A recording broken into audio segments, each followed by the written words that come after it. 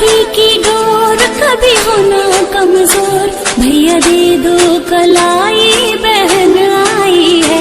मेरी राखी की डोर कभी होना कमजोर, भैया दे दो कलाई बहन आई है।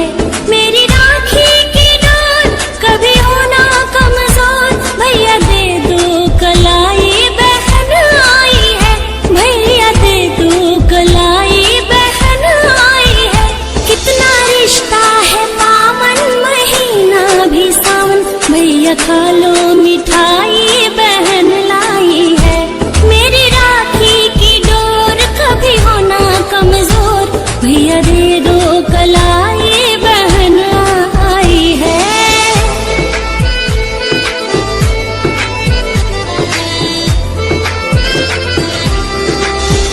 नाता भाई बहन जैसे धरती गगन, दोनों ऐसे खिले सच में एक ही चमन, दोनों ऐसे खिले सच में एक ही